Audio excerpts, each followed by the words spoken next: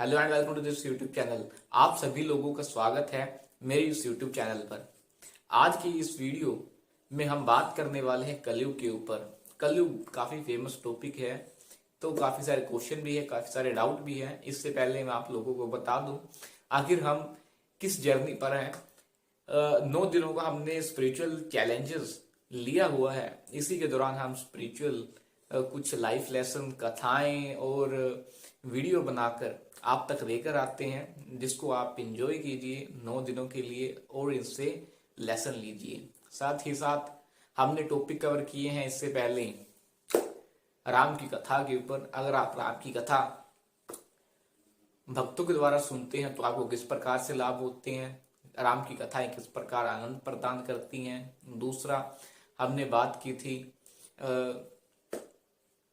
Real Guru and shastras के ऊपर। आप किस तरीके से गुणों के आधार पर अपने गुरु को पहचान सकते हैं, गुरु के क्या क्या गुण होने चाहिए, ये हमने बात की थी। परंपरा की बात की थी।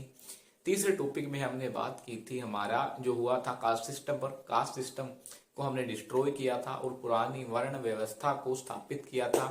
तो आज हम बात करेंगे कलयुग के ऊपर। कलयुग किस तरीके से क्वेश्चन रहते हैं और डाउट्स भी काफी लोगों के मन में रहते हैं, और कलयुग के काफी सारे ऐसे वैरायटीज हैं जो हम इस वीडियो के दौरान कवर करेंगे। सबसे पहले आपका जो क्वेश्चन रहता है वो रहता है कलयुग आखिर कलयुग कितने वर्ष का है। 4,32,000 इतना इसका बताया गया है कि इतना इसका काल रहता है। एक टाइम पीरियड जो होता है युगों का वो बताया गया है। आखिर कलयुग स्टार्ट कब हुआ था इसके बारे में कुछ है। जी हाँ, 18 फरवरी 3102 या फिर 3, इसमें एक्यूरेट तो नहीं है, लेकिन हाँ इतना प्रेडिक्ट किया गया है कि ये कलयुग इतना बीत चुका है और इस समय से कलयुग स्टार्ट हुआ था अंग्रेजी कैलेंडर के हिसाब से। और दूसरा बताया जाता है कि आखिर ये 4 युग किस प्रकार से आते हैं। तो एक बार हनुमान जी जब मिलते हैं भीमसेन से, महाभारत का एक कथा है छोटी सी, इसको मैं बताता हूँ। आखिर इनका वर्णन वो किस प्रकार से करते हैं इन युगों का। जब भीमसेन पूछते हैं उनसे कि ये 4 युगों के बारे में मुझे बताइए, तो हनुमान जी उनको बताते हैं कि जो सतयुग है वो उसके अंदर धर्म की स्थापना हुई थी। लगभग 100% धर्म रहता था। लोग मेडिटेट करते थे, यानी कि साधना किया करते थे, और उसमें धर्म का पतन नहीं होता था बिल्कुल भी। इसलिए उसको हंस अवतार माना जाता है। परम हंस इसके अंदर पैदा होते थे। और दूसरा जो युग आता है, फिर आता है त्रेता। त्रेता के अंदर आते हैं प्रभु श्री राम, रामचंद्र जी ने धर्म की स्थापना की पुनः। इसके अंदर धर्म की हानि हुई, 3/4 धर्म कम हुआ, और यह युग कहलाता है होम, जिसको हम यज्ञ के नाम से जानते हैं। यज्ञ अवतार होता है इसके अंदर। और तीसरा युग आता है वो आता है त्रेता। त्रेता के बाद आता है द्वापर। द्वापर में भगवान श्री कृष्ण और महाभारत घटित हुई, गीता भी इसी के दौरान बोली गई थी। तो इसमें हमको देखने को मिलता है महाभारत। और इसके अंदर जो अवतार के रूप में आते हैं वो आते हैं वर्शिप, जिसको हम डीटीज, मूर्ति पूजा, विग्रह पूजा के नाम से जानते हैं, वो इसमें जन्म लेते हैं। तो इस तरीके से ये लीलें चलती हैं। और फिर आता है कलयुग। कलयुग के अंदर आते हैं चैतन्य महाप्रभु, जिसके अंदर वो हरि नाम संकीर्तन, प्रभु के नाम का गुणगान करते हैं। नाम और नामी में भेद नहीं होता, तो उसी प्रकार से नाम भगवान से विलग नहीं है। इसके अंदर वो नाम अवतार के रूप में जाने जाते हैं। तो ये रहती है इनकी आयु भी बताई गई है। जैसे कलयुग की 4,32,000 वर्ष बताई गई है, तो इस प्रकार नहीं होता कि आप कल उठे तो आप क्या देखेंगे कलयुग आ गया या फिर कोई और द्वापर युग आ गया। नहीं, वो ट्रांसफॉर्मेशन है। क्या अभी कलयुग चल रहा है? नहीं, अभी ट्रांसफॉर्मेशन है। द्वापर से हम कलयुग की ओर ट्रांसफॉर्म कर रहे हैं धीरे धीरे। तो इसका दुगना जो होता है 8,64,000 साल का बताया गया है द्वापर, जिसके अंदर कृष्ण जी आते हैं और धर्म की स्थापना पुनः करते हैं। फिर आता है त्रेता। त्रेता की बताई गई है 12 लाख 96,000 आयु इतना इसका टाइम पीरियड रहता है। उसके बाद बताया गया है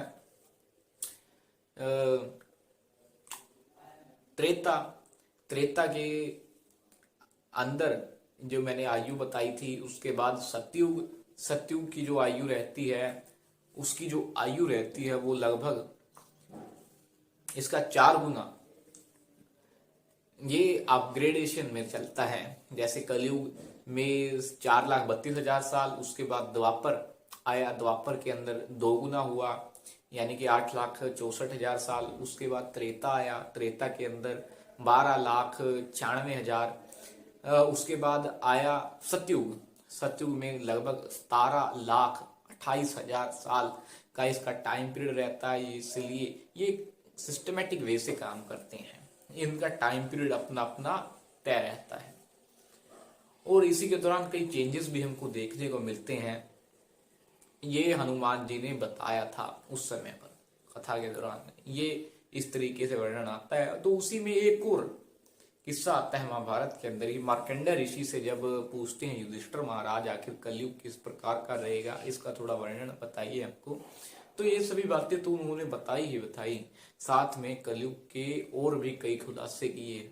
जैसे कि जो कलयुग है उसके अंदर जो ब्राह्मण रहेंगे वो तथाकथित ब्राह्मण रहेंगे, वो ओरिजिनल नहीं रहेंगे, वो शूद्रों वाले काम करेंगे।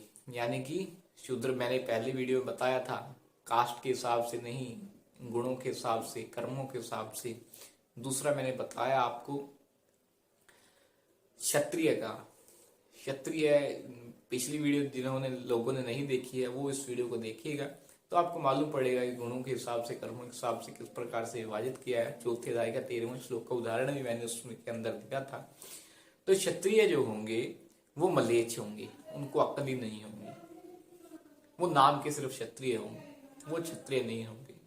शूद्र जो होंगे वो वैश्य की काम करेंगे, दोनों एक दूसरे के काम को हथियाने में लगे रहेंगे। शूद्र जो पावर अटेन करने में लगे रहेगा, पैसा आए मेरे पास, पैसा कमाने के लिए वो दिन रात प्रयत्न करेगा।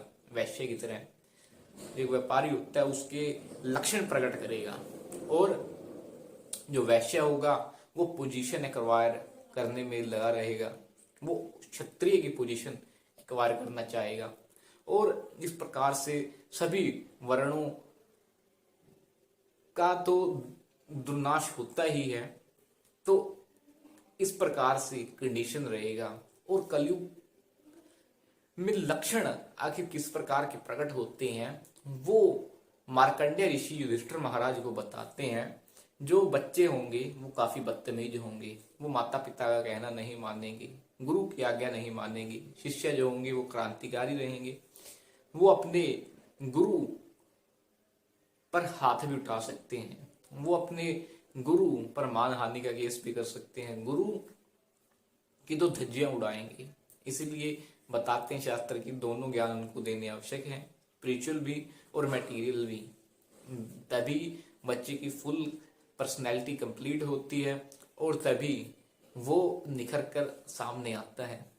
और बताया है कि पशु जो होंगे उनकी संख्या अधिक होगी, मानव जो होंगे वो कम रहेंगे।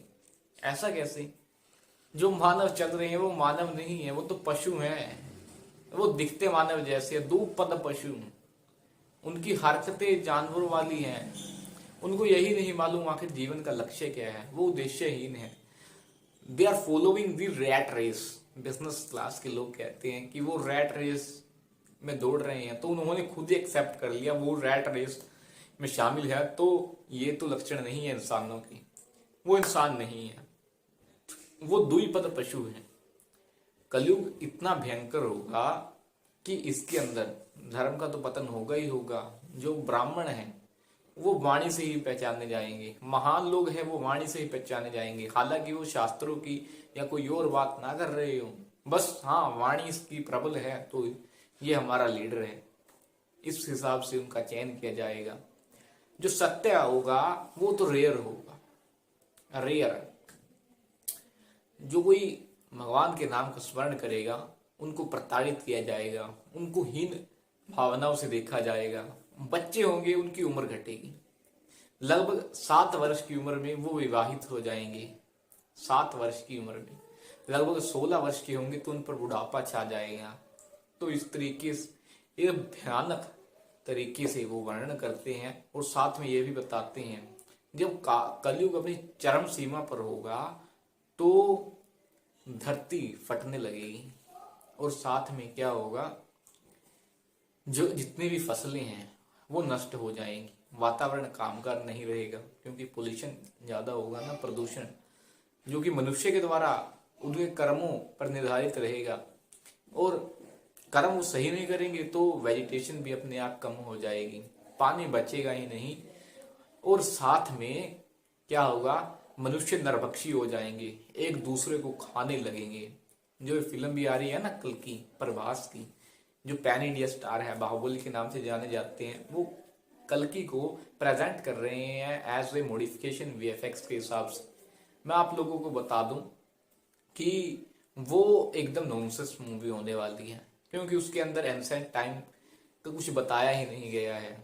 जो हमारे शास्त्रों में वर्णित है उससे वो काफी ज्यादा अलग होने वाली है मूवी। अभी मैं कह रहा हूँ इस बात को, आप जब मूवी आएगी उसको देख लीजिएगा। अभी मैंने ये कहा है और मूवी अगर आएगी तो उसको साथ आप मैच कर सकते हैं, आखिर मैंने सत्य कहा या फिर झूठ, आप खुद ही देख लीजिएगा। जो कल्कि होंगे उनके माता पिता भी निर्धारित हैं। जो कल्कि होंगे वो भगवान के अवतार होंगे और जो कल्कि भगवान होंगे उनके माता पिता, पिता जो होंगे विष्णुयश और माता जो होगी सुमति, एक श्वेत द्वीप पर उनका जन्म होगा। लगभग वो श्याम वर्ण के होंगे और सफेद घोड़े पर आसीन होंगे, दुष्टों का विनाश करेंगे, पापियों को मारेंगे और धर्म की पुनः स्थापना करेंगे।